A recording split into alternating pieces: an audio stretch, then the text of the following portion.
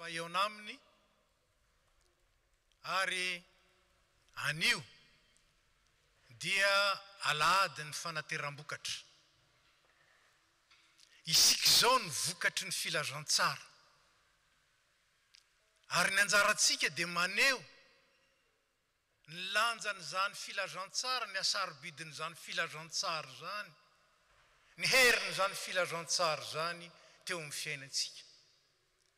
Ka ny fanateram-bokatra dia fijoroana vavolombelona, fitoriana, fanambarana ary fanomezam-boninahitra an'Andriamanitra. Dia amintsika rehetra anie ny fahasoavana sy ny fiadanana avy amin'Andriamanitra raintsika sy Jesosy Kristy Tompo. Amen. Petraka isika.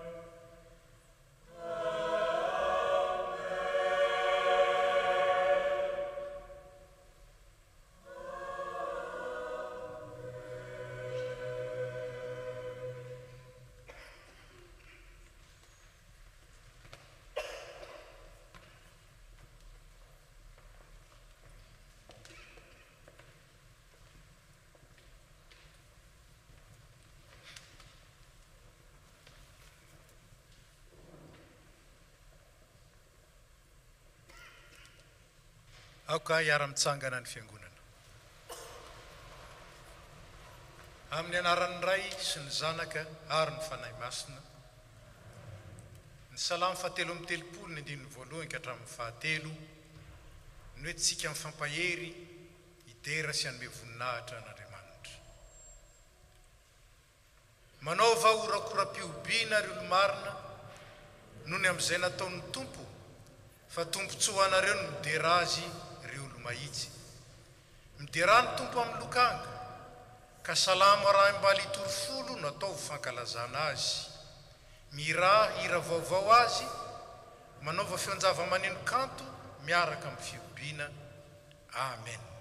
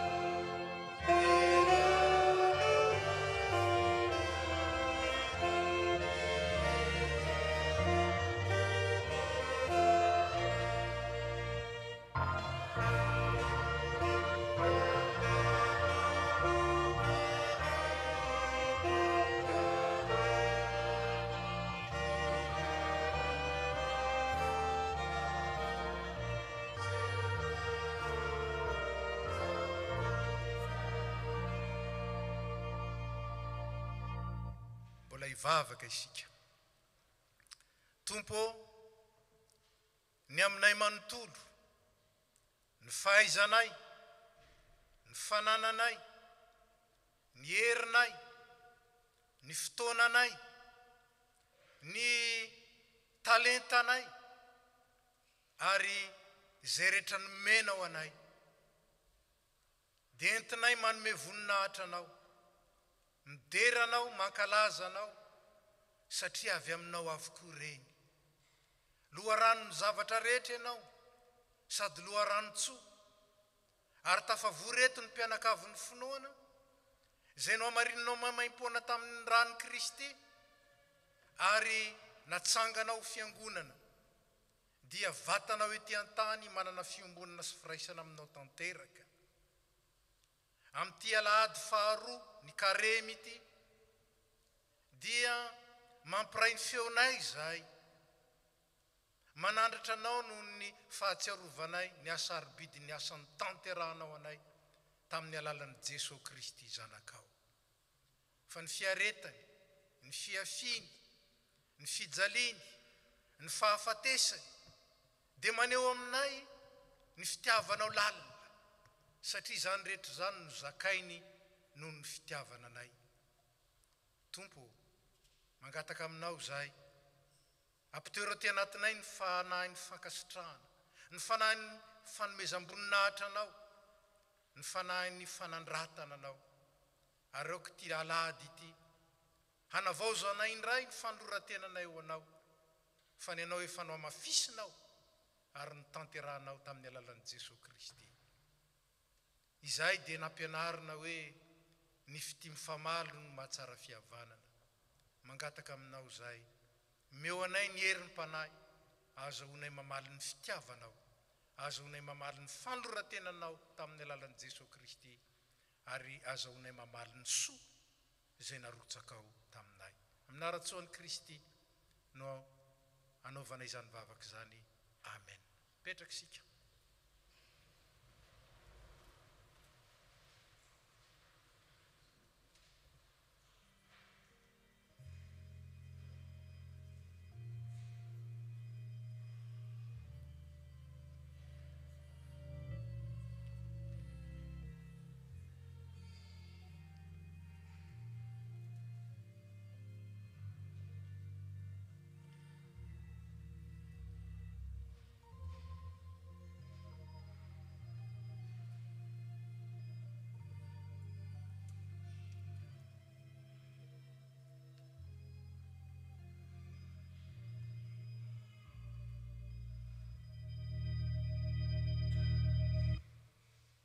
Ry havana ianao ny sitrapon'Andriamanitra izay tiny hivelomantsika mba hananantsika firaisana aminy. Ary ankehitriny, inona moa no handray ny Tompo Andriamanitra reo aminareo afa-tsy ny hanajanareo azy sy hizoranareo amin'ny lalana izay efa nosoritany, ary ny tiavanareo sy hanomponareo azy amin'ny fonareo manontolo, amin'ny fanahinareo manontolo, ko manompo azy amin'ny fo manontolo sy amin'ny fanahy mazoto. Manoloana izany sitrapon'Andriamanitra izany dia asain'ny fanahy miondrika isika, mandiny tena, ary miresaka amin'ny Tompo manambarana eo am-pontsika manoloana ny sitrapony sy ny fitondran-tenantsika manoloana izany sitrapony izany, hivavaka isika. Tompo Andriamanitray, Andriamanitra avo indrindra, tsy mila na inona na avy amin'iza na avy amin'izy ianao, fa feno amin'ny maha-Andriamanitra anao, tanteraka amin'ny maha-mpanjaka mandrakizay ianao, nefa sitrakao ny anana fifandraisana aminay, sitrakao ny ombom-po aminay, sitrakao Tompo ny hahatonga ny fonay sy ny fonao hiara-mitepo, ary ny sainao sy ny sainay iray safidy. Nefa Tompo tsy tanteraka mandrakarivo izany. Izany finiavana tao aminao tsy miterena izany fa an-tsitrapo, nasesiky ny fitiavana sy ny famindram-po, tsy mba novalinay arak'izay tandrify,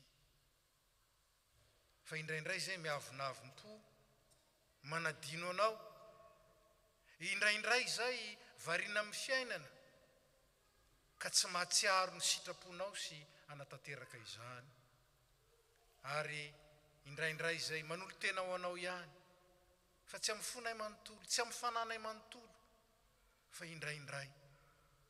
Ary matetika azy zay manafangaro anao sy ny voninahitrao amin'ny fomba n'izao tontolo izao sy ny voninahitra eo amin'izao tontolo izao. Mangataka aminao zay, mamindrafo aminay Tompo, mamelany elokay, ary tario amin'ny alalan'ny fanahinao zay, mba hayana masina ny tenanay manontolo anao, ka na dia eo amin'izao tontolo izao aza tsy hanaraka ny fanaon'izao tontolo izao, na dia miombona sy miaraka amin'ny vahoaka eo anivon'izao tontolo izao aza, tsy miray fomba amin'ny vahoakan'izao tontolo izao. Misaotra fa ianao ny miantso anay hanavao indray ny fandroratenanay ho anao, diovy ny fonay, mamelany elokay, ary ataovy vita fihavanana aminao zay, miaraka ny fiangonana. Riranay be famindram-po mitalao aminao zay, mamelany elokay, diovy zay ho afa-pahotana, sasoa zay mba ho afa-keloka ary avoatsy ny fanahinay mba vonoka ny boanao ny fitiavan'i Jesosy Kristy zanaka mpamonjy anay no angatahnay aminao. Amen.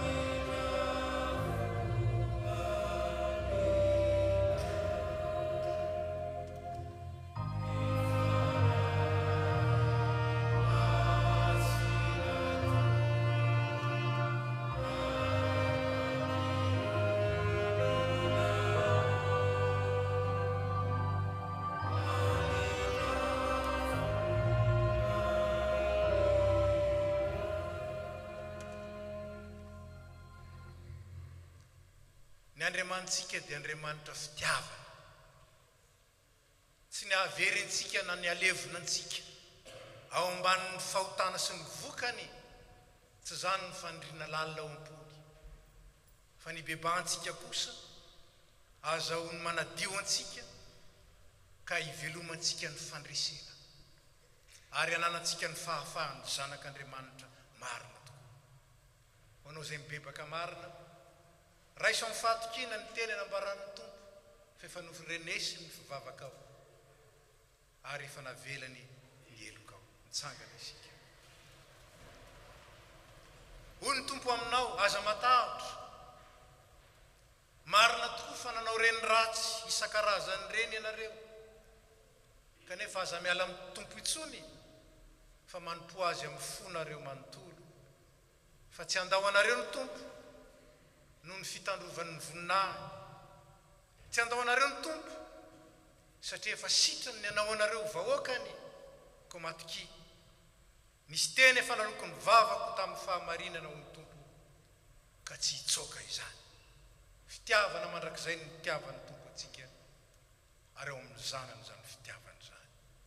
Dia hoy ny Tompo aminao, mety aho madiova ianareo, ko voavelany elokareo noho ny anarany masina. Amen.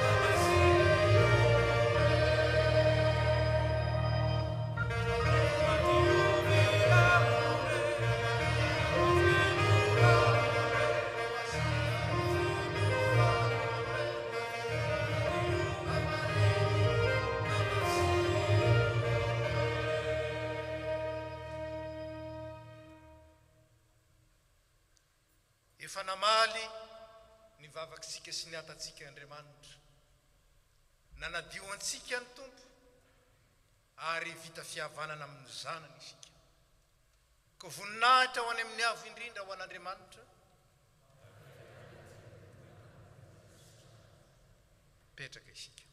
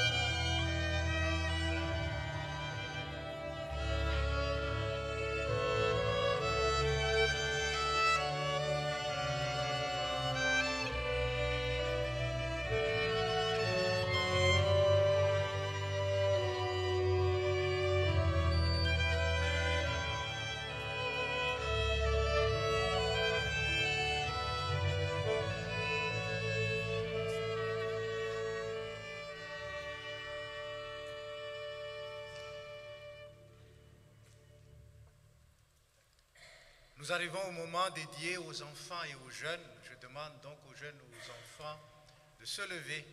On va chanter ensemble le 761, troisième strophe.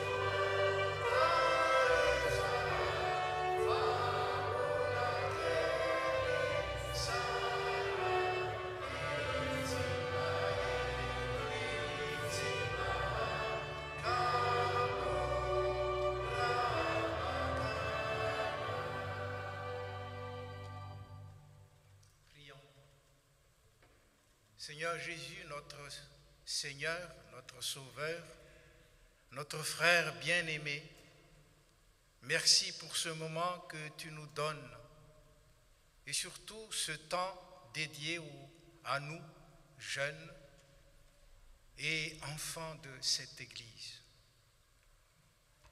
Merci de nous guider, de nous accompagner parce que nous voulons apprendre avec toi à grandir dans la connaissance du Dieu créateur du ciel et de la terre, celui qui nous a sauvés et qui nous conduit vers la vie éternelle. Merci de pourvoir nos besoins et merci de nous donner la nourriture quotidienne pour notre âme, pour notre esprit. Et sois béni en nous par le nom de Jésus-Christ, notre frère. Amen. Vous pouvez vous asseoir. Dans Matthieu, chapitre 6 et verset 11, nous pouvons lire ceci. Donne-nous aujourd'hui notre pain quotidien, car l'homme ne vivra pas de pain seulement, mais de toute parole qui sort de la bouche de Dieu. C'est Jésus qui nous a appris à prier ainsi. Donne-nous aujourd'hui notre pain quotidien. Et c'est notre Père qui a rappelé à son peuple et à nous cette vérité que l'homme ne vivra pas seulement de pain, de pâtes ou de riz ou autre chose, mais de toute parole qui sort de la bouche de Dieu, c'est-à-dire la parole de Dieu. L'histoire que je vais vous raconter aujourd'hui se passait en Chine. Je l'ai déjà racontée il y a des années, mais je crois que beaucoup d'entre vous n'ont pas encore entendu. Mais ceux qui le savaient déjà, c'est un rappel qui nous fera de bien. Donc cette histoire qui se passait en Chine peut se passer aussi à Madagascar ou dans d'autres pays où le riz est la principale alimentation. Et vous savez que chez nous, surtout à la campagne, quand j'étais là-bas, mais maintenant je ne sais pas, mais on mangeait du riz 3 fois dans la journée, le matin, varsusu, à midi et le soir. Alors il y avait un chrétien en Chine qui ne manquait pas une occasion pour rendre témoignage de sa foi en Jésus-Christ. Et son voisin est tout irrité et a fini par lui dire: mais vous me parlez toujours de votre Jésus. Vous ne pourriez pas changer de sujet avec calme? Le jeune chrétien lui demanda: qu'est-ce que vous avez mangé ce matin? Du riz. Et à midi, du riz. Et que mangeriez-vous ce soir? Du riz. Et qu'avez-vous mangé hier et avant-hier? Naturellement, du riz. Et le voisin est de plus en plus étonné. Mais le jeune chrétien continua. Et demain, qu'espérez-vous manger? Du riz, bien sûr. Tu sais très bien que sans riz, nous ne pouvons pas survivre. Très bien, dit le jeune croyant. Vous venez juste de me donner la raison pour laquelle je vous parle toujours de Jésus et de sa parole. C'est qu'il me donne la vie. C'est lui et sa parole qui sont mes nourritures spirituelles. Je ne saurais vivre sans lui. Il est le pain de vie. Il est celui qui me fait vivre spirituellement avec mon repas quotidien, le matin, le midi et le soir. Car l'homme ne vit pas seulement de riz, des pâtes pour certains et d'autres choses encore. L'homme ne vit pas seulement de ces choses-là, mais de toute parole qui vient de Dieu, c'est-à-dire la parole de Dieu. Alors, c'est pour cette raison que l'école du dimanche est un des piliers de la vie de l'Église. Et nous avons ce privilège d'avoir toutes les classes où tout le monde, à partir de 4 ans jusqu'à 100 ans, peuvent suivre l'enseignement de la parole de Dieu. Et que tous les jours, chez nous, avec la Bible, nous pouvons lire pour nous nourrir de cette parole qui fait vivre notre foi. Il y en a qui ne lisent presque jamais la Bible. Il y en a qui le lisent de temps en temps, une fois par semaine. Il y en a qui le lisent de temps en temps, peut-être 2-3 fois par semaine. Et ne soyons pas étonnés si spirituellement, ces personnes sont maigres spirituellement. Amen. Ataontsika zao ny hira fito amin'ny fitopolo amin'ny zato ny andininy faefatra dia miangavy ny mpitarika ny vavaka sy ny mpamaky teny mba hiakatra ety.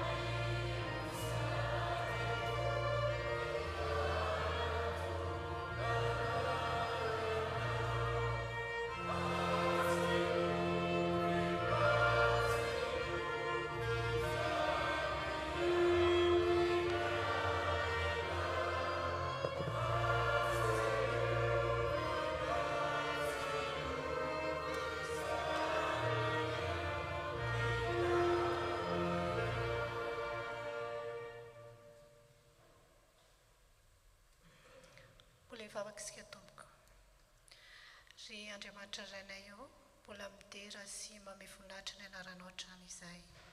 Tonga zao tompo ny fotoana iainonay sy andraisanay indray ny fampianarana avy amin'ny teninao.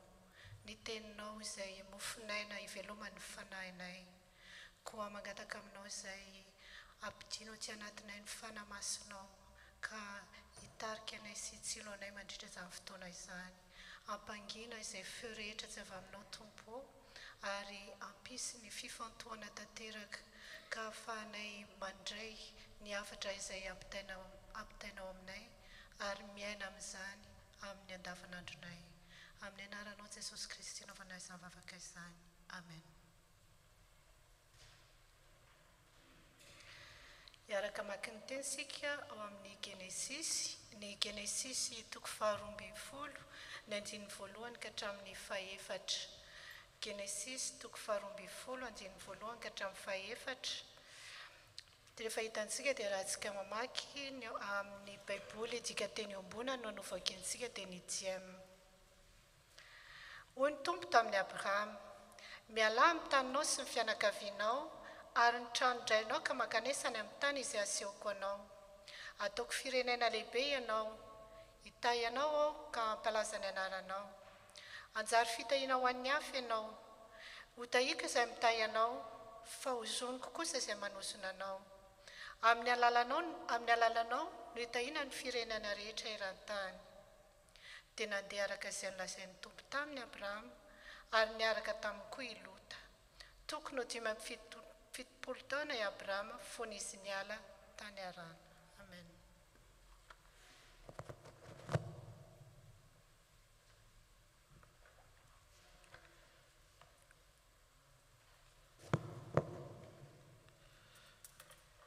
Dia mbola hotozantsika amin'ny famakiana ny teny izany dia ho hitantsika ao amin'ny taratasy faharoa avy amin'ny Paolo amin'ny Timoty.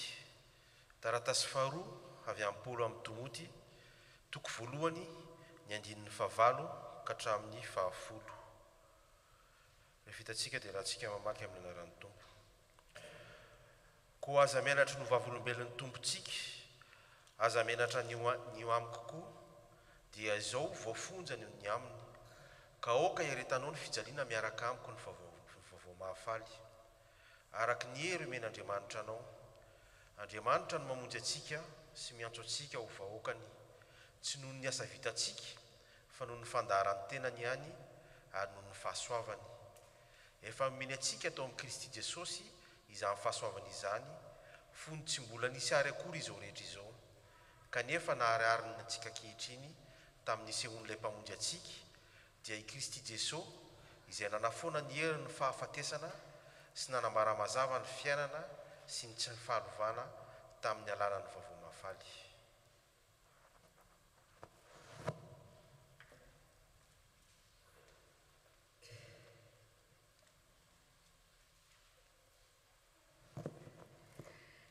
Iaraka maki ny filazantsara tsika dia eo am-pitsanganana no anatanterantsika izany.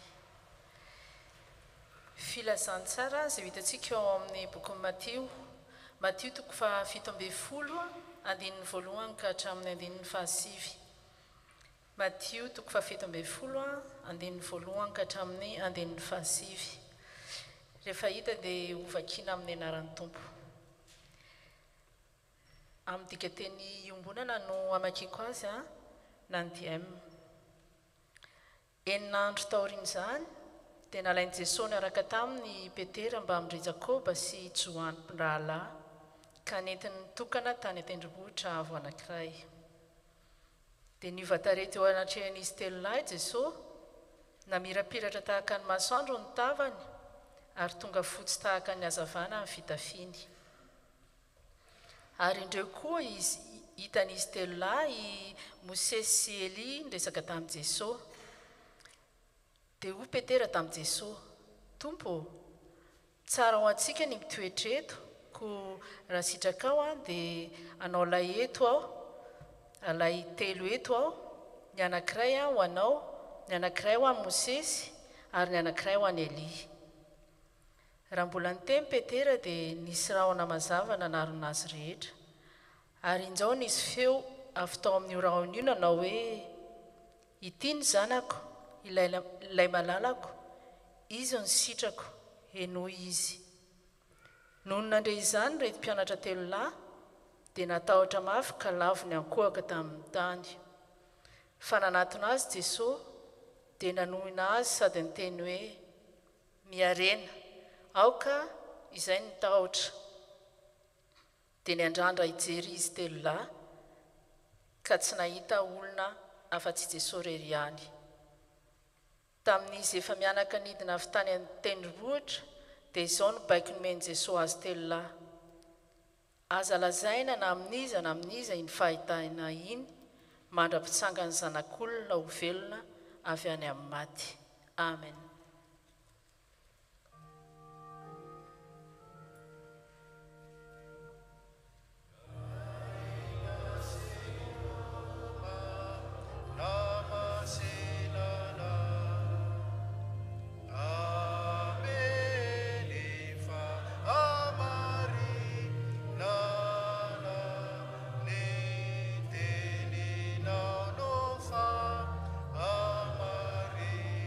No.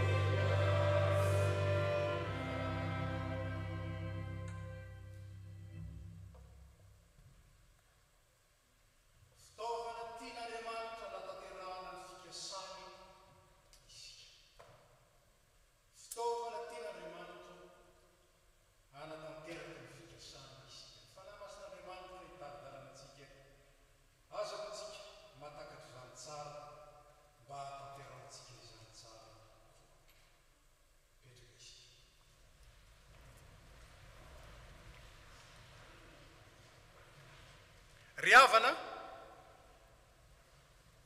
navan'Andriamanitra avy amin'izao tontolo izao ny mpino mba ho vavolombelony sy anatanteraka ny fikasany. Ombieny dia ambarany soratra masina io antso zay entiny manala, manaisotra, manavaka ny olona zay antsoiny io hoe eo amin'izao tontolo izao mba ho atokany kosa ho amasininy ka anatanteraka ny planiny ny fikasany. Nanomboka tamin'ny Abrahama izany izay niantsona azy ary mitohy mandraka ankehitriny amin'ny fidianana sy niantsony antsika tao amin'i Jesosy Kristy ka novonjeny sy nantsony isika anatanteraka ny asa izay efa nomaniny ataontsika. Novonjeny sy nantsony isika anatanteraka ny asa zay efa nomaniny ataontsika. Fa asan'Andriamanitra isika hoy Paoly, izy naharintsika ho tafaray amin'ny Kristy Jesosy mba hanao asa tsara zay efa voaoman'Andriamanitra raha teo totosaintsika amin'ny fiainantsika. Efesianina 2:1-10. Tsy novonjena fotsiny isika. Raha izany dia mora. Mino an' Jesosy Kristy dia angamba miala eto e. Na mino an' Jesosy Kristy dia mikroaze les bras e. Na mino an' Jesosy Kristy dia afaka manao zay tiana atao e. Zay mety ho n'importe quoi. Fa tsy zany. Novonjeny isika mba irahy hanao ny asa tsara zay efa nomany totosaintsika eo amin'ny fiainantsika. Ary dia tsy misalasala ny mpandinika sasany milaza hoe missionnaire isika eto amin'ity tany ity. Missionnaire.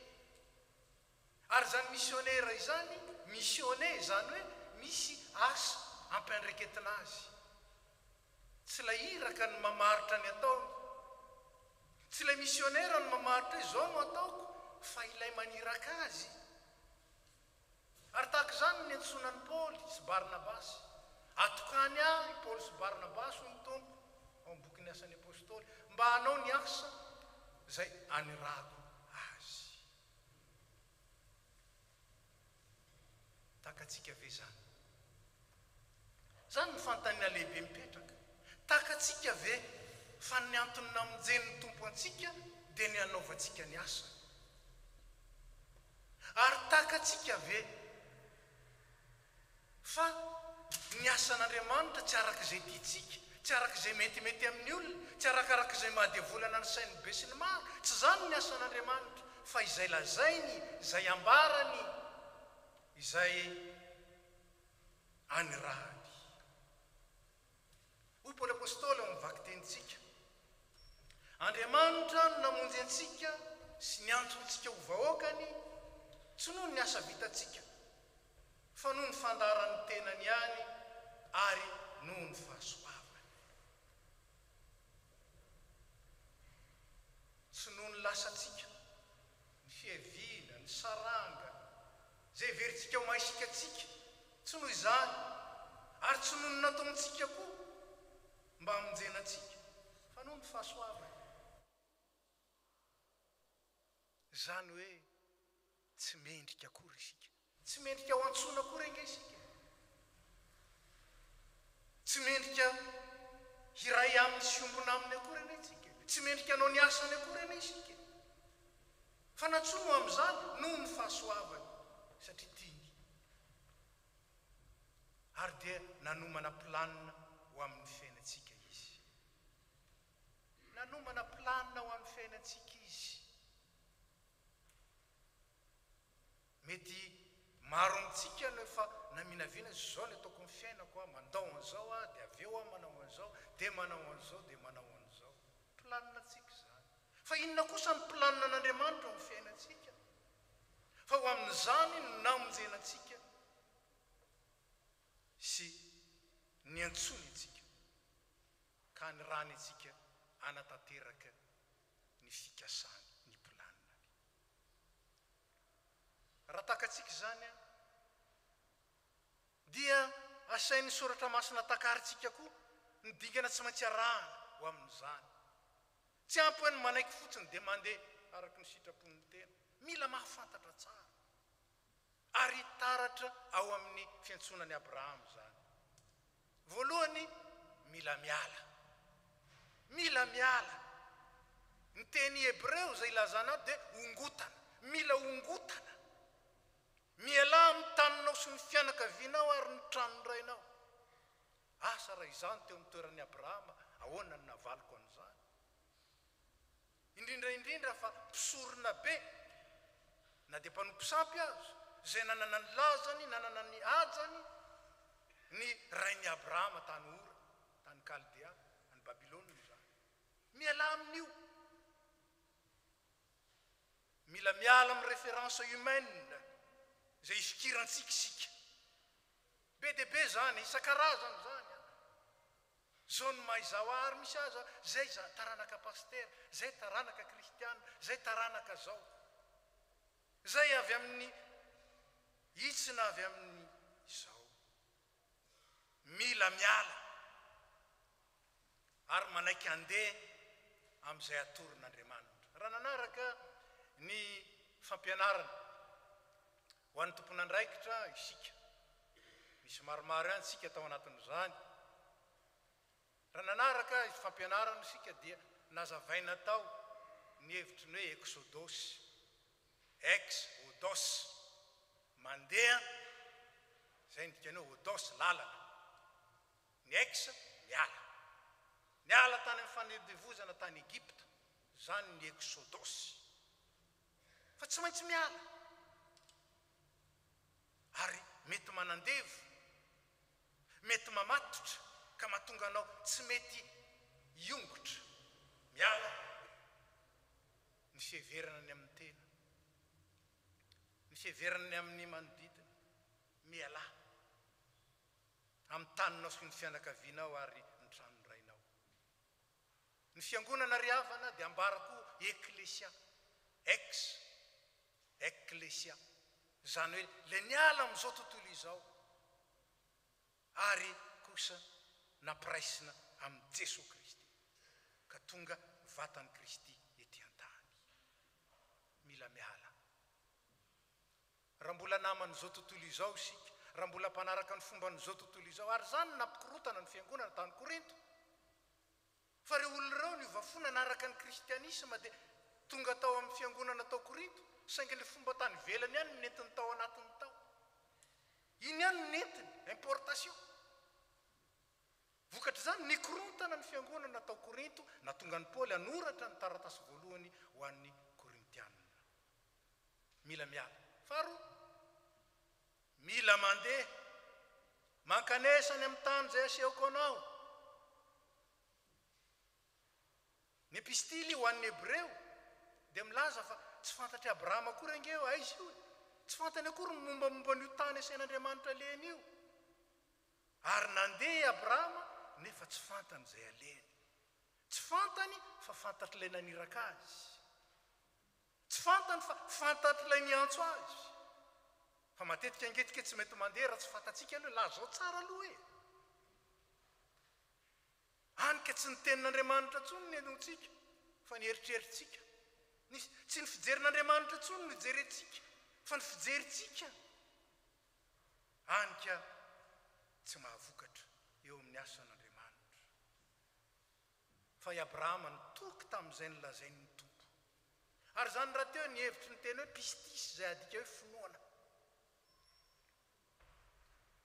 manaiky anjambany eo amin'izao tontolo izao zany dia negatif be ino zany manaiky anjambany zany ny dikany dia hoe sambatra zay tsy nahita nefa mino tsy nahita zay le hoe anjambany tsy nahita nefa mino fa ny kristianina betsaka raha tsy mahita aloha za tsy ino e asehoy ahy aloha e efa nitoriana teto tsika tsy mandeha amin'ny fahitana tsy arak'izay hita fa araky ny finoana I Abrahama zany nandehanany anika lasa olombe teo amin'ny finoana i Abrahama. Mila mandeha, mila exodos, miala mba izotra amin'ny lalana izay natoron'ny tompo, ary ny lalana izay natoron'ny tompo ihany. Anisan'izay mampiavaka ny protestanta dia ity beadihevitra. Zany mampiavaka ny protestanta ary havana beadihevitra. Behevitra izy anika any Madagasikara fotsiny. Raha nanaraka vaovao ianareo dia nitsangana ny fiangonana zandriny fa 500. 500. Any États-Unis dia mihoatra ny 200 ny karazam-piangonana kristiana. Fa manina behevitra. Ndeo lazainy belo.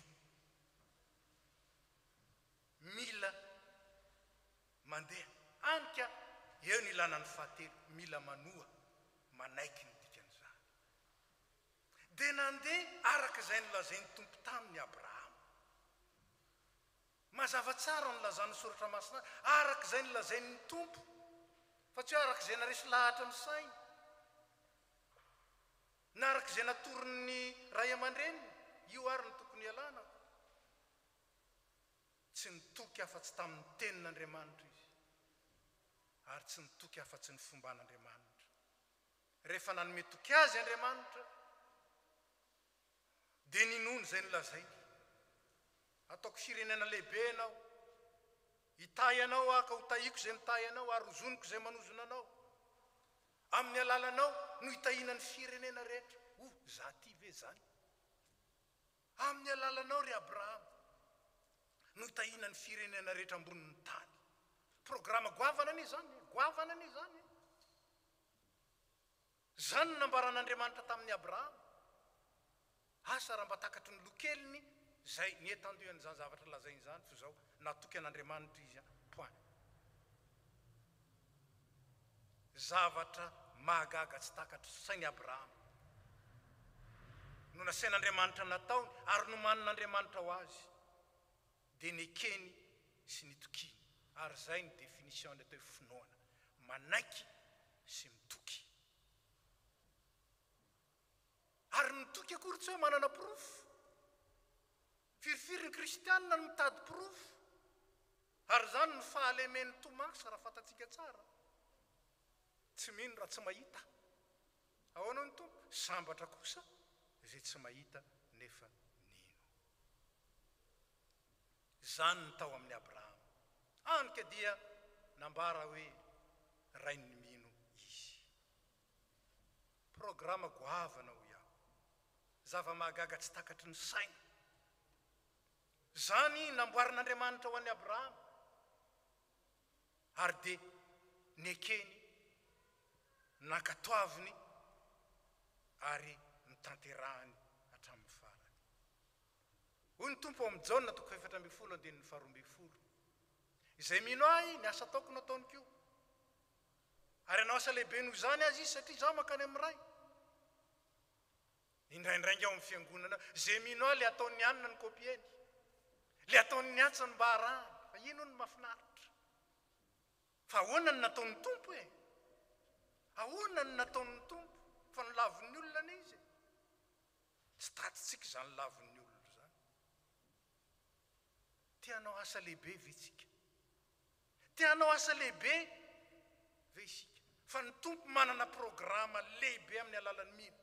Izay mino ahy ny asa ataoko nataony kio, ary anao asa lehibe noho zany azy izy. Fanontaniana mino an'izany ve tsika? Tianao asa lehibe amin'ny alalantsika ny tompo. Fanontaniana isika ve manaiky orahany? Raha eny fatatsika ny dingana. Fatatsika seketsika ny dingana ahafahana manao zany. Mila mandao ny fahazara, mila mandao ny confort personnel, mila mandao ny fisainana sy ny fomba araka ny maha-olona sy zao tontolo izao. Miala zany ny baiko natao tamin'ny Abrahama, ary zany koa nolazaina antsika, miala. Anjarany tsiraray mamaly an'izany. Inona ny tokony ialako? Mba hidirako kosa ao anatin'ny fikasan'Andriamanitra. Fa Andriamanitra manomana zavatra ngeza be ho aho. Andriamanitra manomana zavatra ngeza be ho atsika. Faharoa mila mandeha, mila mandroso. Exodus fany amin'izay tondron'Andriamanitra. Na dia tsy takatry ny saina azy. Na dia tsy mifanaraka amin'ny lôjika ny olombelona sy ny amin'izao tontolo izao azy. Na dia tsy maharesy lahatra antsika azy. Hoy ny tompo hoe mandehana. Mandehana. Ary zany ny baiko faharoa. Mandehana. Aza mitoetra fotsiny amin'izao. Ary nandrainga rehefa mitoetra fotsiny amin'izao, mitsiry dolodolo zao hevitra rehetrarehetra zao. L'oisiveté ozy izy fiteny frantsay, et la mer des vices. Rehefa iny ianao mipetrapetraka fotsiny meritra tonga dolo zao saina rehetrarehetra zao. Ny baiky ny tompo eno ny teniny. Arao ny teniny. Arao ny baikony. Noho zany fahatelo mila manoa. Mila mankatoa. Hoy ato hoe beady hevitra ny matetika ny kristianina ka tsy mandroso e. Fa ny fanekena sy ny fankatoavana, io ny finoana. Fanekena sy fankatoavana ny tompo, io ihany ny lalana. Io ihany ny lalana. Mety mamelatra eo amin'ny fiarahamonina zany a. Mety mamelatra eo amin'ny fanila vodirindrina zany a. Na tonga an'ilay zazalakely hoe inona ihany ary ty Jesosynao ty. Le nitantaraina teo le amin'ny vary. Hoy Paoly. Aza menatra ny vavolombelon'ny tompontsika. Fa miareta fijaliana. Fa omen'ny tompo hery. Fa tsy nomen'Andriamanitra fanahy osa isika hoy izy. Fa fanahy mahery. Fanahy feno fasahiana ny dikany teny Grika. Tsy nomen'Andriamanitra fanahy osa matahotra isika. Tsy nomen'Andriamanitra fanahy misalasala isika. Fanahy feno fahasahiana sy fitiavana ary fifehezan-tena. Timoty faharotoko voalohany andininy fahafito. Zany ny baiko fahatelo. Mandehana araka izay lazain'ny tompo. Fa tsy araka izay lazain'ny atsina ny aroa. Na lazain'ny eritreritry ny tena fotsiny. Fehiny izay rehetra izay riavana. Hoy Petera. Koa amin'izany riavana. Mieza bebe kokoa ampitombona tsara ny fiantson'Andriamanitra anareo. Sy ny fifidianany anareo.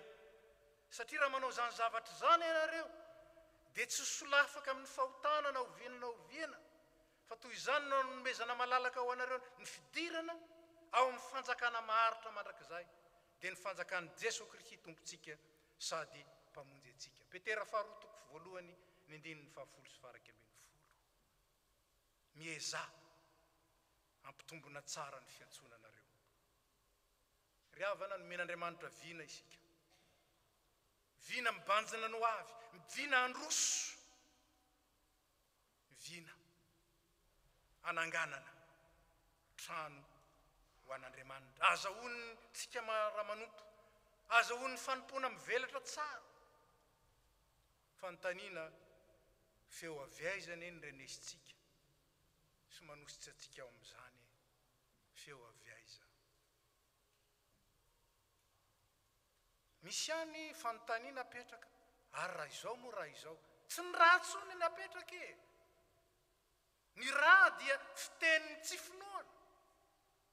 Inona ny assurance nomen'Andriamanitra anao? Raha ny teny marina taminao Andriamanitra, azo antoko zany. Inona? Fa ny raha sy ny raha tsy ao andany avec des si. Andriamanitra tsy mandeha avec des si. Fa raha inotsika kosa fa ny tompo zay fa niasa tamin'ity fiangonana ity, nampitombo ny ambaindain'ny fiainany, mampitombo ny isan'ny vahoaka an'Andriamanitra ato, mahatanteraka ny teny fikasana hoe anampy ny tompo isan'andro ny isan'ny olombonjena. Raha izany tokoa ny teny rentsika, raha izany tokoa ny noenontsika. Andeha rana ny baikony, ndeha ho enona ny teniny, ndao tanterahana ny fikasana. Zany ny baiko antsika androany. Andeha hitsangana mba hanangana. Raisy ny fitahiana. Ho aminareo rehetra ny fahasoavan'i Jesosy Kristy Tompo, ny fitiavan'Andriamanitra ray ary ny firaisana amin'ny fanahy masina.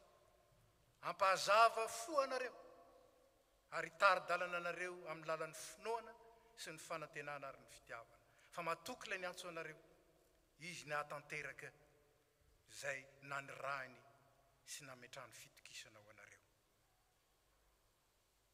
Ny voninahitra ho azy ny fahatanterana kosa ho an'izay matoky azy. Amen. Petraka isika.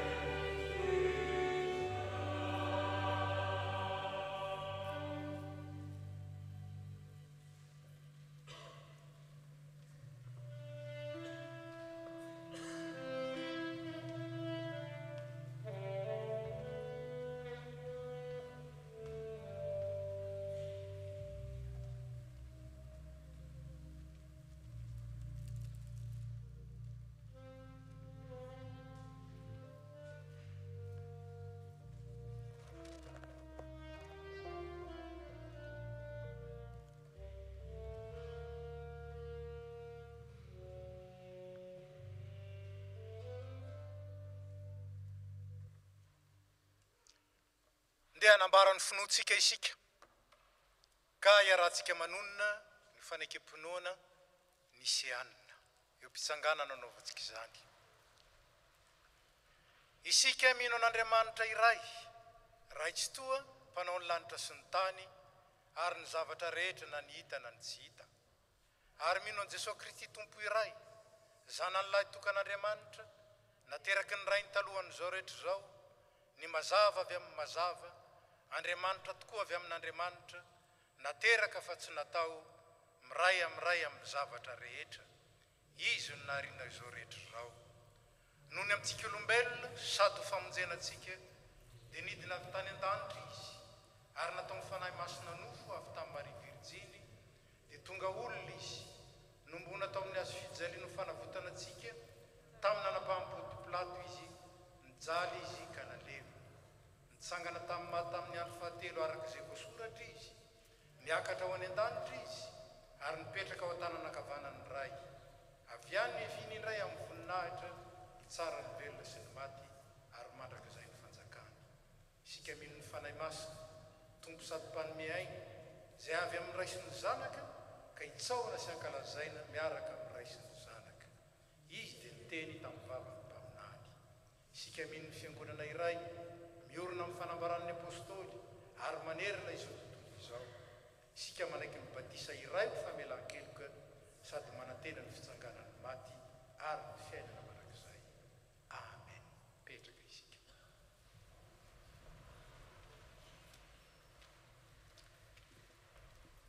Zao dia manasa antsika ny tompo iray latabatra aminy.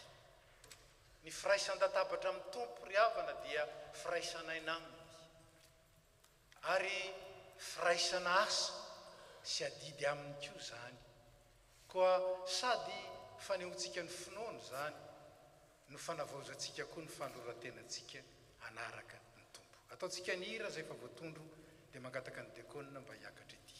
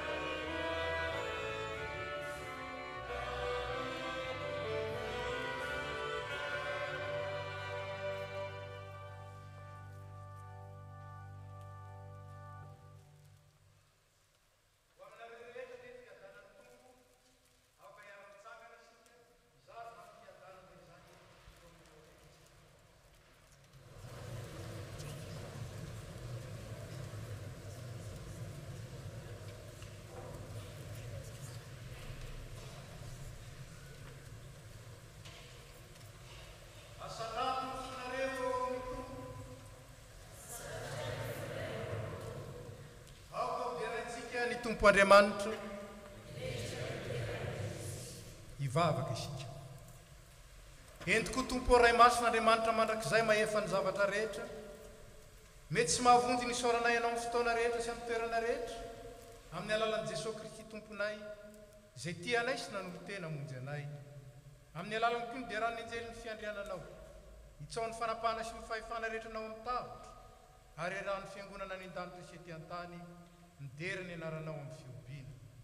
Ary izay koa ankehitriny tompo dia miara-manatitra ny feonay aminy ka amin'ny fanajana lehibe ny diranay hoe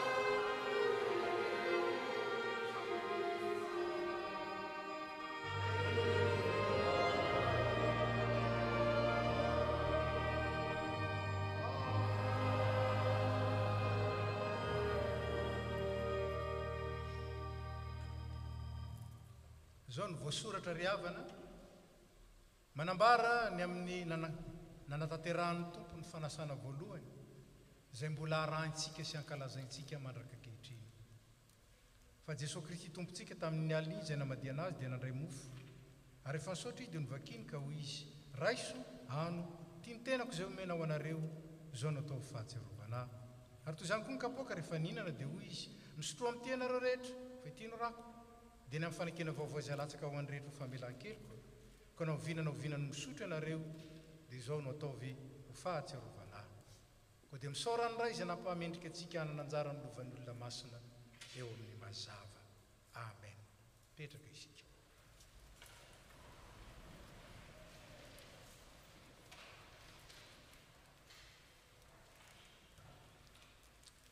araka izany teny fanorenana izany ry havana dia aoka atsiaro an' Jesosy tsika ilay maty ny solo antsika sy nitsangana ho fanamarinana antsika fa izany ny fanatom-pihavanana avo indrindra natolotr'Andriamanitra ho antsika ka dia hiara-misaotra sy mivavaka isika misaotra anao izay ry Andriamanitra rainay tompony lanitra sy ny tany fa noho ny famindramponao aminay mpanota mahatra dia nomenao ny zanakao lahy tokana mba tsy ho very izay rehetra mino azy fa hanana fiainana marak'izay rainay any an-danitro ndreto izay manao teo anatrihanao ny fahatsiarovana ny fahatongavan'ny zanakao olona ny fijaliany sy ny fahafatesana ny fitsanganany tamin'ny maty ary ny fonany mandrakizay ho anay ka miandry sy mitalao ny fiverenany izahay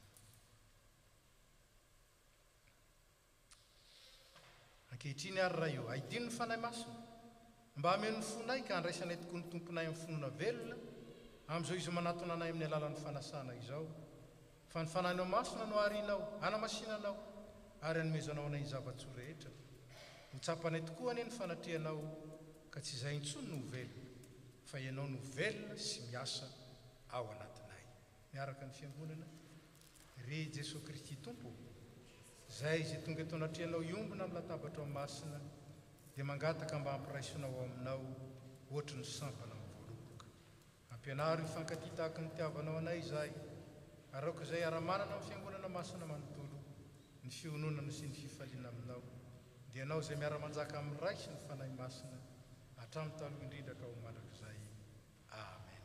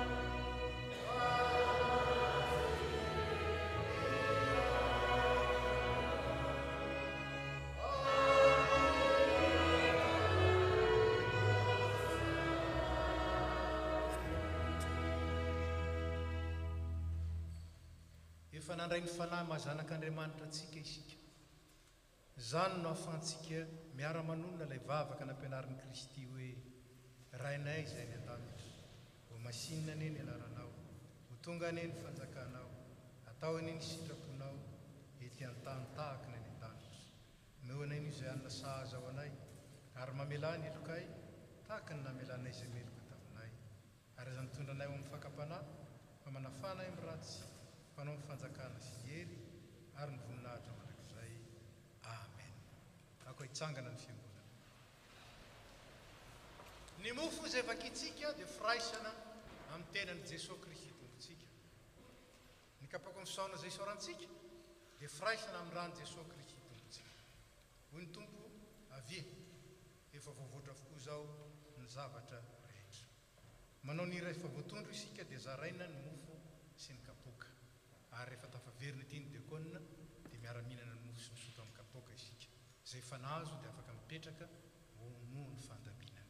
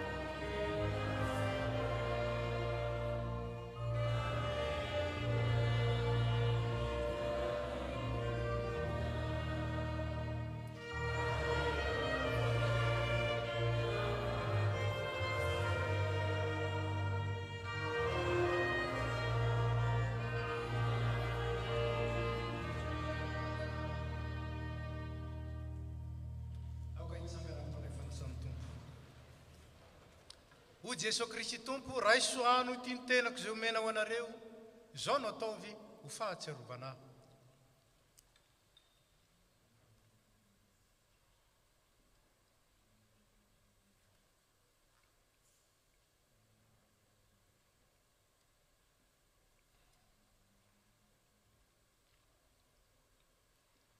Hoy koa Jesosy Kristy tompo sotronareo rehetra ity fa ity no rako dia ny amin'ny fanekena vaovao izay alatsaka ho an'ny rehetra ho famelan-keloka izao no ataovy ho fahatsiarovana.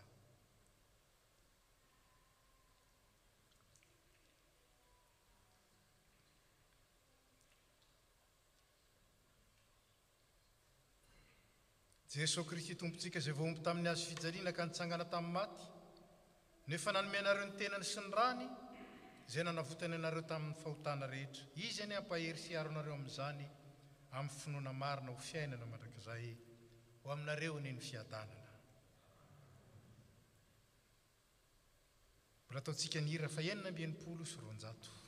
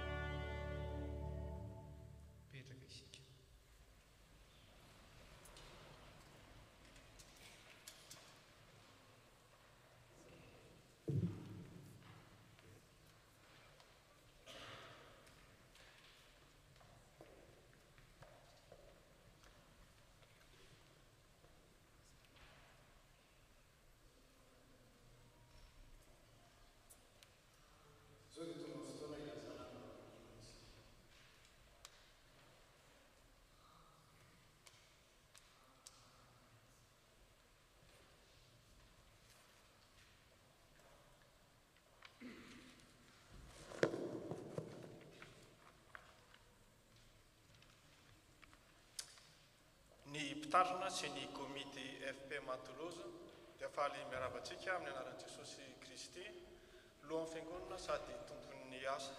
Toy izao indray no azo ambara amintsika anio vaovao national SZM Family Festival.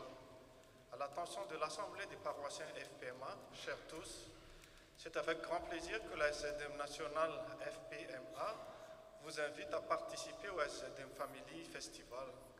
Un festival de musique chrétien où tout le monde est convié, quel que soit votre âge, que vous soyez musicien ou pas, vos goûts musicaux, nous allons vivre un moment inoubliable tous ensemble, autour de la louange et la musique.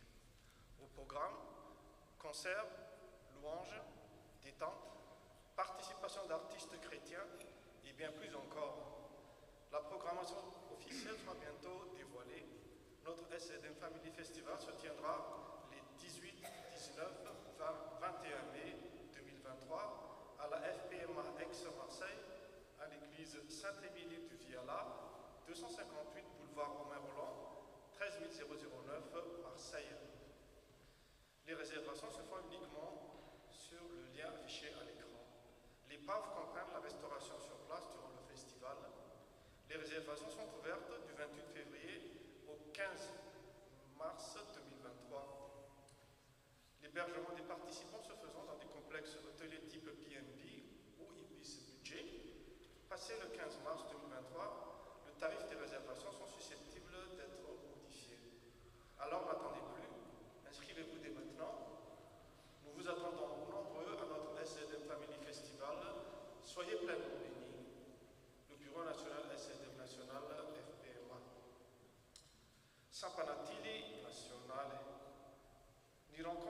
National Tily na fianamben'ny tily FPMA fanao isataona dia atao ny 7 aprily ka hatramin'ny 1 volana May izao any JL. Nisy firatana anarana eto amin'ny komity mpivondronana capitale Toulouse dia mifarana ny 15 martsa mba ahafahana mandamina ny fitanterana. Koa izay liana amin'ny fanotronana etsika tily zany na ray aman-dreny, zaza beazana sy izay rehetra nandalo fanabeazana tily ka maniry te handray anjara amin'ny fiainana dia iangaviana ifandray amin'ny Brown sampana na ny mpiandraikitry ny tily alohan'ny 15 martsa. Fiofanana SAP KNPL. Miverina ny fampianarana SAP KNPL isaky ny alarobia hariva amin'ny alalan'ny phone call na Zoom. Vaovao faritany alahady ny 23e fatsanina. Toy izany koa ny nadidin'ny tompo fa izay mitorony filazantsara dia azo fivelomana amin'ny filazantsara. Korintianina voalohany 7:4. Fa miarabantsika amin'ny anaran'ny tompo ny alahady ny 23e fatsanina ny 7 martsa 2020 dia atokony indrindra hitondrantsika mibavaka sy hanoanana ny tetikasa mpitandrina matianina eto amin'ny faritany atsimo andrefana. Koa izy valopy hojaraina amintsika ary anentanana antsika mpianakavy finoana anome izay vohitsika ho tatazana amin'ny andro. Sotratsika mitrotro ambavaka manaiky ampitiavana no mpiara-miasa amin'Andriamanitra amin'ny alalan'ny fanoloran-tenantsika sy ny fanoanana izany tetikasa ho an'ny fiangonana izany mombantsika ny tompo. Lasy sampana fifoazana sy AMF. Ny lasy arahan'ny SAFIF sy ny AMF dia ho toto-saina ny 15 sy ny 19 any amin'ny lycée Saint-Joseph de Tivoli any Bordeaux. Toy izao ny sarandasy ny lehibe 13 taona no miakatra 74 €, ny ankizy latsaky ny 12 taona 61 €, ny sarandasy ho an'ny mpizaika tsy matory hors petit déjeuner sy nuitée 55 € ary sakafo alahady atoandro fotsiny 18 €. Ny fisoratana anarana dia azo atao any amin'ny Dina Rarolahy sy Angelina Beavana na koa amin'ny roy misoratra eny amin'ny écran. Izany fisoratana anarana izany dia mifarana ny alatsinainy 20 martsa. Vaovao tafo rakim-pisaorana. Olona tsy mitondra anarana nanome rakim-pisaorana 100 €, 50 € ho an'ny pastera ho an'ny mpitandrina zany ary 50 € kosa ho an'ny trano fiangonana. Famangina manjo. Ny famangina fianakaviana Randria Mananjara Manitra sy Lili izay namonjy reta-po aminy dia ho tontosaina ny alahady 12 martsa heriny anio. Sampana vehivavy kristianina ary fantatsika fa ny zavatra rehetra dia miara-miasa ahasoa izay tian'Andriamanitra dia izay vao antso araka ny fikasany raha teo. Romanina 7:20. Ny sampana SVK dia faly manasantsika amin'ny isan-taonany ny 12 sy ny 12 martsa ho avy izao ka toy izao ny fandaharana. Ny asabotsy 12 martsa ao amin'ny paroisse Jean-Baptiste 62 route de Blagnac 31 200. Manomboka amin'ny efatrora tolakandro izany ka isy tantaran-tsehatra Aquila sy Priscilla. Ny fandraisana anjara miaraka amin'ny tsakitsaky sy ny fanalana hetaheta dia 12 € ho an'ny lehibe sy ny ankizy manomboka amin'ny 12 azafady 12 € ho an'ny lehibe sy ny ankizy manomboka amin'ny 12 taona, 6 € kosa ho an'ny ankizy 5 ka hatramin'ny 12 taona. Ny alahady kosa dia isy fampom-pivavahana manomboka amin'ny 10 sy sasany any amin'ny Vieux Temple. Ny tapakila dia atsika vidiana eo am-piravana. Afaka koa isika manantona ny birao SVK. Man'Andriamanitra irery ny voninahitra. Sampana tanora kristianina. Isataona STK. La STK a le plaisir de vous annoncer que son Isantona aura lieu le week-end du 25 mars prochain. Pour ce week-end spécial, nous vous invitons le samedi 25 mars à partir de 14 h au Vieux Temple pour participer à un moment de formation, de louange, de témoignage et aussi de jeu autour du thème de la volonté de Dieu et de ses promesses. Pour cette occasion, tous les paroissiens, enfants, adultes sont invités à y participer. Des activités spéciales pour les enfants seront proposées. Une buvette de tsak-tsak sera organisée à cette occasion. Le Issantaona se clôturera par un culte animé en malgache par la section le dimanche 26 mars 2023. À cette occasion, et afin de contribuer au projet Chan Fingunan, une tombola sera organisée. Un total de plus de 25 lots sont à gagner. Suite, livres bibliques, produits locaux, enceintes Bluetooth, jeux de société chrétiens, entrées découvertes et plein d'autres. Les fonds récoltés seront reversés pour le projet Chan Fingunan, alors n'hésitez pas à y prendre part. Le prix de vente d'un billet est de 3 €. Un stand sera disponible à la sortie du culte. Une vente en ligne via Eloasso et Lydia est également disponible dès maintenant. Les liens vous seront communiqués via les réseaux de l'Église et de la STK. Nous vous donnons donc rendez-vous le 25 mars pour le tirage au sort, alors prenez vite vos tickets, soyez bénis. USPMA, ou tout ça n'a pas full march nous faisons le budget 2022-2023. Ici, Assemblée Générale USPMA, awarin fampopi vavana. Fanatera mbokatra, no tanterahana androany ny fanatera mbokatra isan-taona. Efa nisy valopy ny zorana tamintsika tamin'ny fidirana ka arotsaka anaty arona izany. Koa samy mitondra ao anaty an'Andriamanitra izay natokantsika ho azy, ho fankasitrahana azy noho ny fahasoavana azontsika avy aminy araka ny teny hoe samy manokana ny amin'ny avy rakitra na amin'inona na amin'inona anambinana azy. Korintiana voalohany 2:20 Étude biblique, miverina ny étude biblique ny talata 7 martsa amin'ny 7 ora sy sasany ariva amin'ny alalan'ny Zoom. Permanence, misy ny permanence ataon'ny mpitandrina ny talata amin'ny 10 ora ka hatramin'ny 4 ora tsy miado sy ny alakamisy amin'ny 10 ora ka hatramin'ny 10 ora atoandro. Catéchomène, isy ny fampianarana catéchomène ny alahady 20 martsa heriny anio amin'ny 4 ora tolakandro any amin'ny Vieux Temple. Fanadiovana ny trano fiangonana, ny tompon'anjara fanadiovana ny trano fiangonana anio dia ny sampana lehilahy kristianina sy ny sampana vehivavy kristianina. Diary-piangonana, ny fampom-pivavahana manaraka dia ny alahady 20 martsa amin'ny 10 ora sy sasany maraina any amin'ny Vieux Temple. Dia ny voninahitra man'Andriamanitra irery ihany.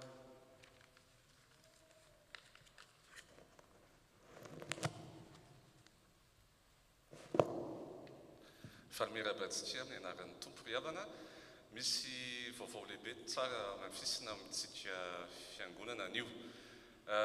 Tamin'ny alahady 7 janoary teo zany dia araka ny fantatsika nanapaka ny fivorian'ny mpandray fanasan'ny tompo ny roso amin'ny fifidianana voiture de fonction ho an'ny asa fitandremana, zany hoe ho an'ny mpitandrina amperinasa eto amintsika dia tsisy zany fa pasteur Élisée Andremiandry. Noho ny fitahin'Andriamanitra dia efa azo zany fiary zany amin'izao fotoana izao tamin'ny herinandro ity ka isaorana ny tompo voalohany indrindra.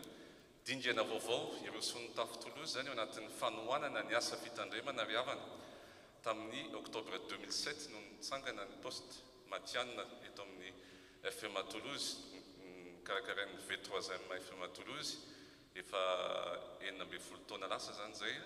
Ary zao dia misy dingana vaovao indray nomeny tompo atsika. Kararina raha ometsika ny tompo ny voninahitra, ny aza, ny saotra, satria fandarana zany ka amin'izao fotoana izao zany ho hitanareo rehefa mandehandeha ny mpitandrina miaraka amin'izany fiara zany dia ho hitanareo ilay izy rehefa mifanena aminy ianareo na afaka mamangana tokantrano koa nareo mahita izany. Fa isaorana ny fiangonana satria ny enti-manana nalaina tamin'izany dia isika rehetra miara-ny salato anatin'izany satria nisy ny vola atao anatin'ny atao hoe épargne transport izay nafahana nanao izany tamin'ny filaminana tokoa ka dia isaorana isika rehetra anatin'izany ary mbola isaorantsika ny tompo fa be fitiavana sy mahagaga ny fandarana. Misaotra tompo.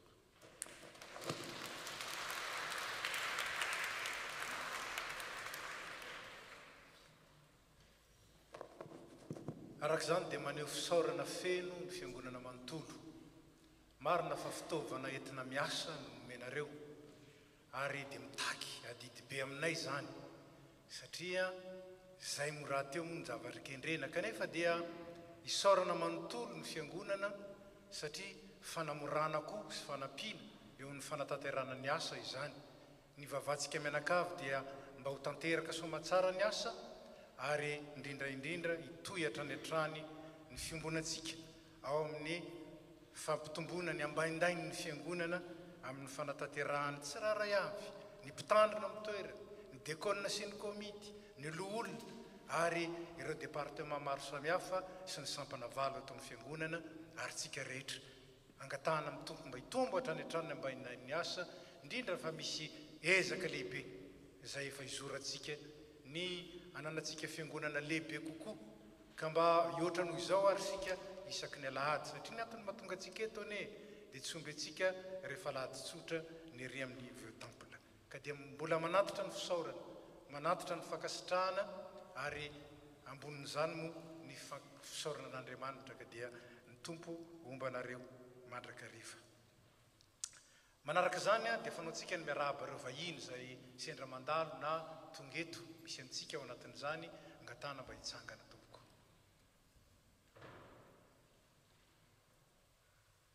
tsy misy dia faly zay miarahabanao tonga soa eto amin'ny fiangonana FPMA Toulouse raha mierikeriky zay tsy bikabika akory fa tehiteny hoe tonga soa arahaba ary dia fiaraban'ny prala sy ny mpianada no atao aminao araka ny tenin'ny tompo hoe tahaka nandraisan'ny Kristy ao aminareo naoko ifandraisanareo koa voninahitr'Andriamanitra ka dia misaotra indrindra niaraka taminay eteto misaotra tsy ny hafahafa miombona taminay tamin'izao fanimpampovavahana izao ka dia mitsodrano anao amin'ny fiangonana manontolo Andriamanitra ny fahasoavana zay nitantananao ane mbola ombanao atanteraka soa ny antony natongavanao eto ary androtsaka ny fitahiny ny fahasoavany ny fiadanany sy ny fifaliany ary ny fahazavany avy any ambony tsy ho sakanana ane tsy sy anakana ane fa hitobaka be dehibe eo amin'ny fiainanao dia tsarovy fa na oviny anao ny mandalo na mitoetreto misy toerana ho anao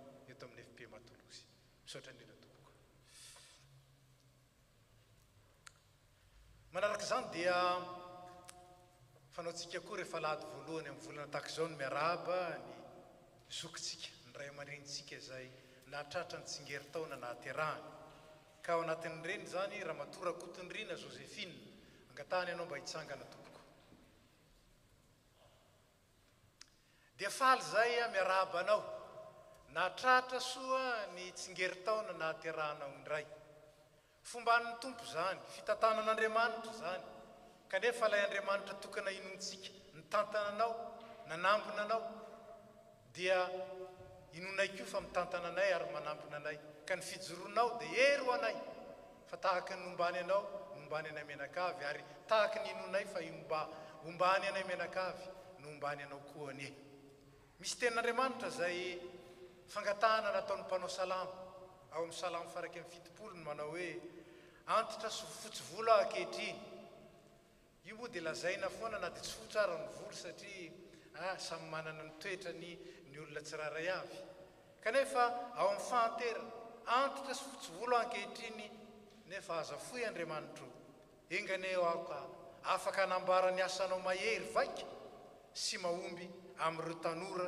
sy ny taranaka manaraka zany tokoa no antony nijorono ny zokiolona eto amin'ny fiangonana mba fanentanana sy indrindra fampaherezana ireo taranaka sy ireo zandry amin'ny fomban'Andriamanitra nareo mba ahazoany mitoky amin'ny tompoko ka dia vavaka ho asandratray nitehirizan'ny tompo anao ka ho afaka tokoa hanambara ny asany mahery vaika ny asany mahomby eo amin'ny fiainanao afaka hanambara zany amin'ny taranaka ianao afaka hanambara zany amin'ny zandry sy reto zanaka reto ianao ivavaka isika tompo misaotra ny amin'ny tozokonay ity zay nitahinao narovanao ary mahatratra ny tsingeritaona nahaterahana fahasoavana lehibe avy aminao zany fitahina mahatretrika izany ny angatahanay aminao ny tombony zany mandrakariva fa tsy hitsahatra satria Andriamanitra ny fahatanterahana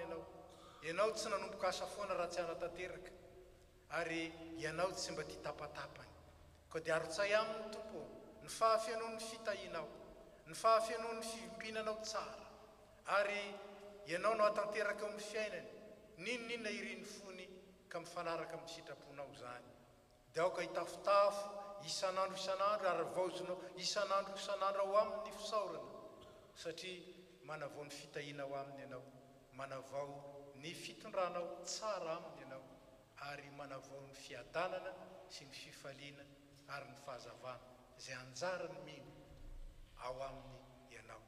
Dia anao nidera sy niaja ny voninahitra ho azy sy ny tarana ny kosa ny fitahim-panahy eny ambony. Dia misaotra tompo, amen. Dia mirary sy indrindra tompoko, afaka mipetraka ianao. Zao sika dia tonga amin'ny minitra trano.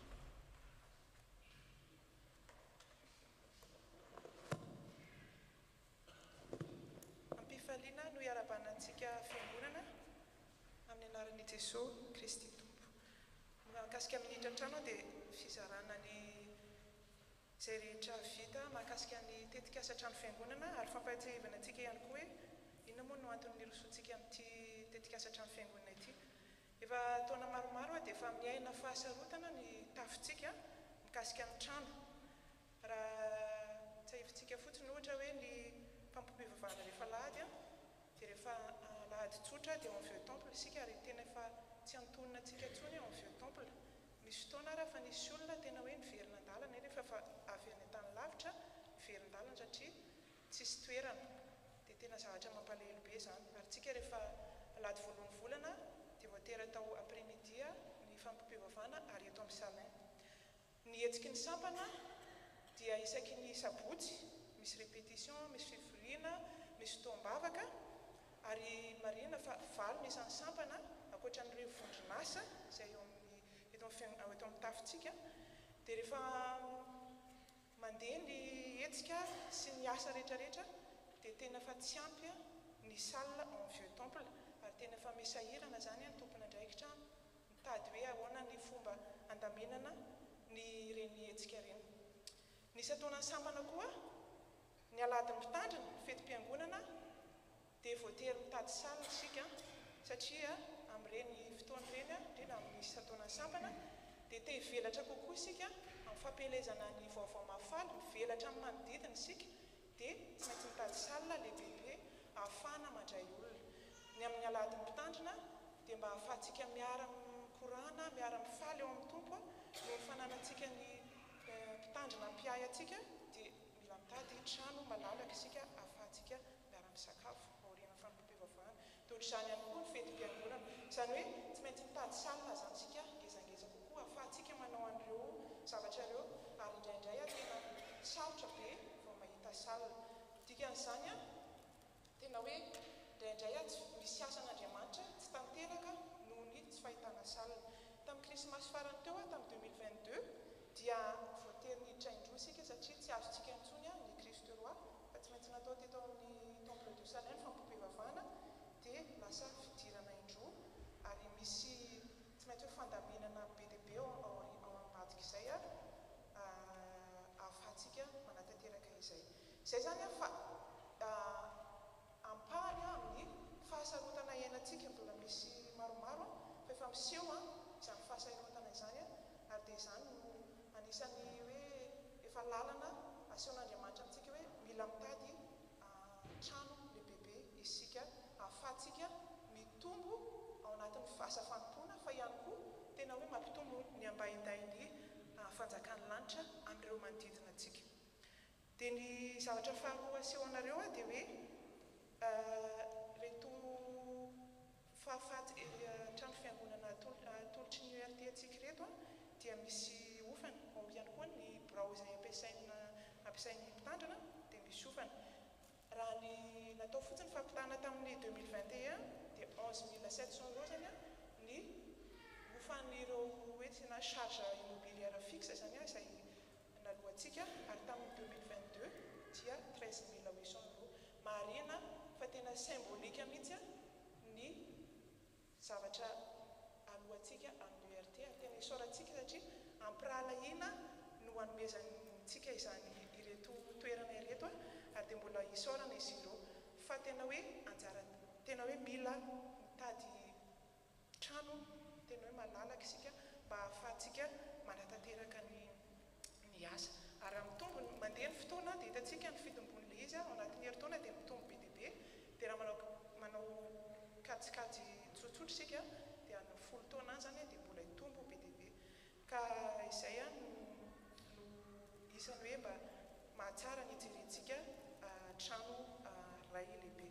Raha manofa salle koa isika dia mety tafakatra hatrany amin'ny 1000 € any ny salle de fête zany izay hofaitsika misy raha tena mbola ambony noho izany. Arakaraka ny hetsika ataontsika dia tena mety ho tafakatra ambony be. Dia isika zany no manao fandiniana kely hoe ohatry ny ahoana marina ny zavatra lantsika ao anatin'izany. Raha ny tatitra enti-manan'ny amin'ny tetikasa trano fiangonana dia tamin'ny volana febroary dia 14 298,16 zay zany ny tratra tamin'ny volana febroary.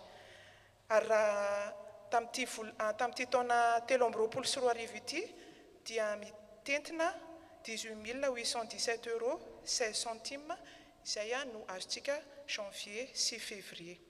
Ny solde amin'ny compte-ny trano kosa tamin'ny 28 février 2023 dia 76 258,41 €. Ireo zany dia efa fitambarany vola izay efa nisy olona efa tany amin'ny 2019 dia efa nanao ezaka tena hoe nanolotra ho an'ny trano fiangonana 2019 ka hatramin'izao 2023 dia io zany no tratratsika. Raha ny pourcentage zany dia 25,42 amin'ilay 300 000 € izay ezahantsika tratrarina hatramin'ny faran'ity taona ity izay zany no vitantsika. Dia manentana hatrany misaotra ireo izay efa niditra an-tsehatra mampahery anareo amin'ny fanatanterahana izany hatramin'ny farany. Mbola mampirisika ihany koa ireo izay mbola misalasala na zavabe mihitsy ny toriteny teo ny perikopa izay azontsika teo tena na zavabe hoe vonona ve isika androso fa asa mahagaga no tena Andriamanitra ataontsika tafitoloza. Vonona ve isika tsirairay irotsaka ao anatin'izany. Moa ve isika tena anao ohatra ny Abrahama sy i Paoly. Dia ao anatin'ity karemity zany sika dia manao fandinian-tena mikasika ny fanoloran-tenantsika mba tsy hoe ho ambava fotsiny ny fanoloran-tenantsika fa tena anatanteraka izany amin'ny asa, amin'ny fo, amin'ny hery, amin'ny tanjaka ary amin'ny fananana izay ananantsika. Marena ry havana fa ny fanoloran-tena dia misy sakrifisy. Izay ny fanoloran-tena tsy maintsy misy zavatra marary. Rehefa manolotra an'ilay isika dia marary atsika ilay izy. Ohatra ny Jesosy nanolotra ny ainy teo amin'ny hazo fijaliana ao antsika, marary ilay aina miala. Dia ohatr'izany koa rehefa manao fanoloran-tena ho an'ny Tompo tsy maintsy marary rehefa miala any amintsika ilay zavatra tolontsika ho an'ny Tompo. Marary ilay izy, izany hoe zavatra goavana be no omentsika ho an'ny Tompo.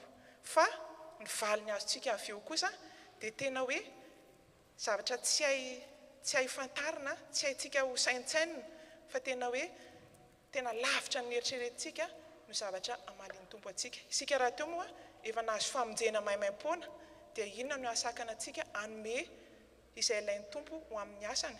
Fa dia samy zany mandinika isika mandritra an'ity karemity mandinika tsara ny fanoloran-tenantsika tsirairay avy mba ho tena marina tokoa amin'izay zavatra asain'Andriamanitra ataontsika. Teo an'Andriamanitra rery ny voninahitra.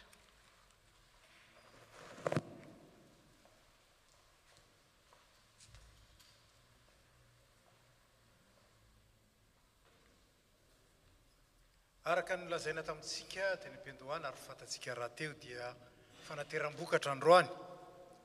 Noho izany raha manatanteraka ny vokatra sy ny rakitra isika, ny vokatra no tatazana mialoha amin'ny alalan'ireo harona fotsy sy volomparasy. Avy eo dia tatazana ny rakitra, dia tsarovy ry havana fa izay manome amin'ny fifaliana no ankasitrahan'Andriamanitra araka ny lazaiko teo am-piandohana. Isika izao no vokatra. Fa vokatra izay tian'Andriamanitra iseho miariary d'une manière tangible, matérielle eo amin'ny fiainan'ny fiangonana sy ny asa izay napetrany tamintsika izany. Ka dia tsarovy fa izay manome fifaliana sady mandray fankasitrahana avy amin'Andriamanitra no mitombo amin'ny finoana sy ny fiombonana aminy. ataontsika ny hira zay efa voatondro dia marina ihany koa fa ny panier connecté zany a dia misy anankiray natokana ho amin'ny vokatra misoratra eo amin'loany zany ary misy anankiray natokana ho an'ny rakitra misokatra eo amin'loany zany ka rehefa tonga eo tsika ditatsika hoe vokatra sa rakitra natolotsika ataontsika ny hira 5 zany dia ny vokatra no tatazana meloha dia manaraka zay a ny rakitra.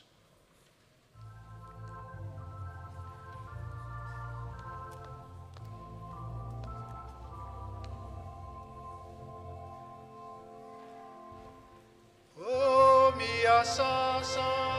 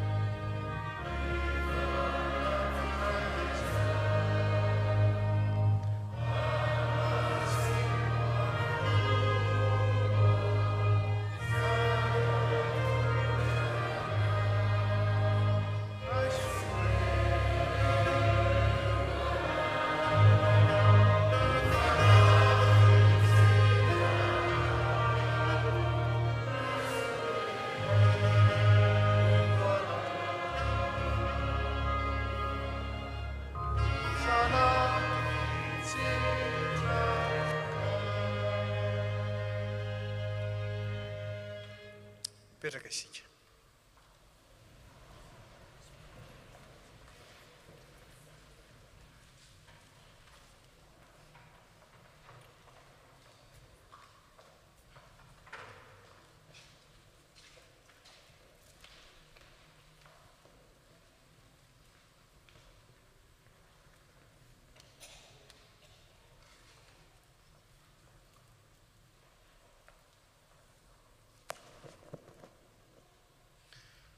Iara ivavaka sika tompoko.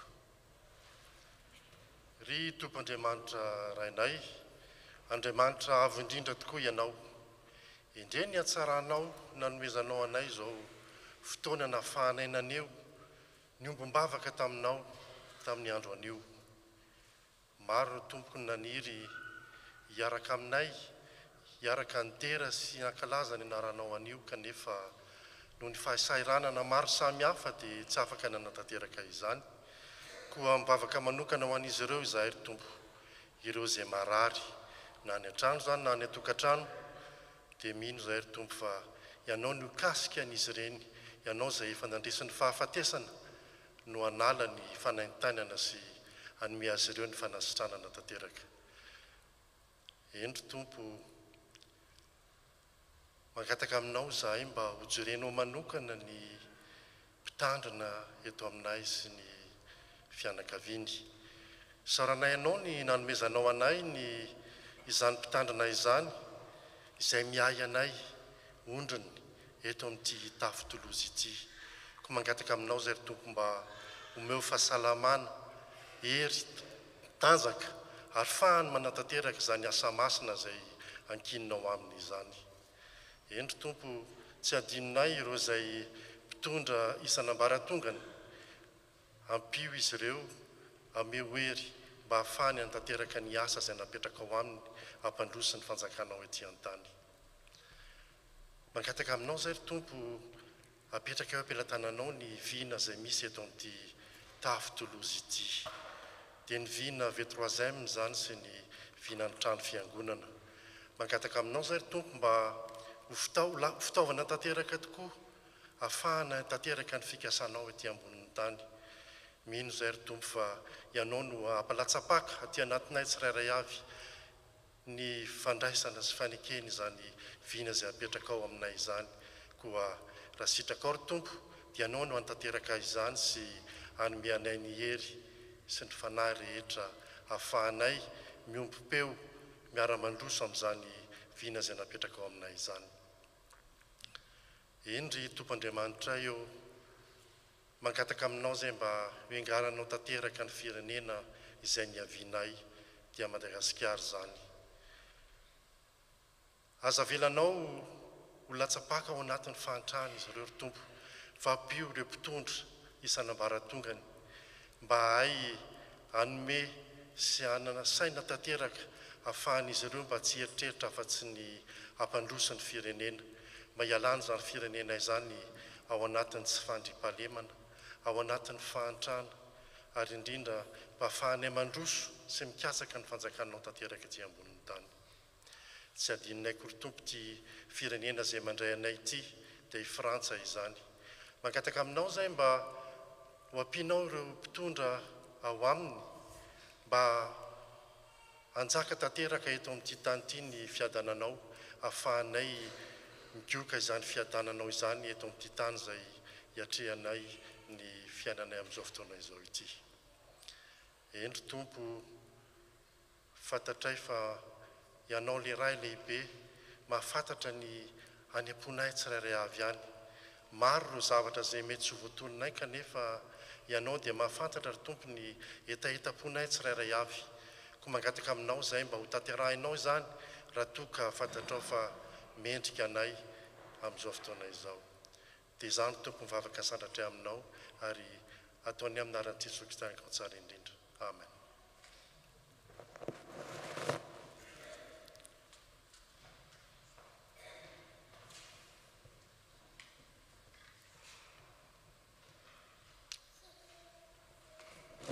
Mamarana izao fotoana izao isika, ataontsika eo mpitsanganana, mialoha ny afatra sy ny tsodrano ny fanampiny 5 amby 7.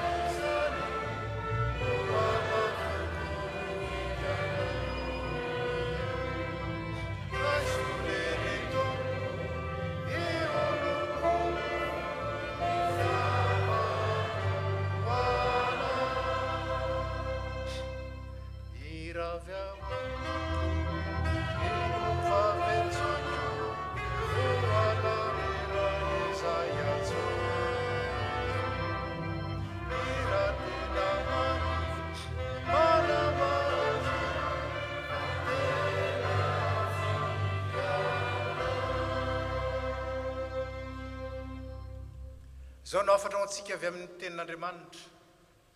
Ninona ataonareo dia ataovy amin'ny fo tahaka no an'ny tompo fa tsy ho an'olona, satria fantatrareo fa ny tompo no andraisanareo ny lova ovaliny fa manompo an'i Kristy tompo ianareo. Dia raisiny tsodrano tononona amin'ny anaran'ny tompo. Hita ianareo ny tompo ka hiaro anareo. Ampamirapiratra ny tavany aminareo ny tompo ka hiantra anareo. Anandratra ny tavany aminareo ny tompo ka hanome anareo fiadanana. Amen. Dia voninahitra ho an'Andriamanitra ray zanaka ary fanahy masina, izay hatramin'ny taloha indrindra ka ho mandrakizay. Amen. Mandehana amin'ny fiadanana ka manompomy tompo.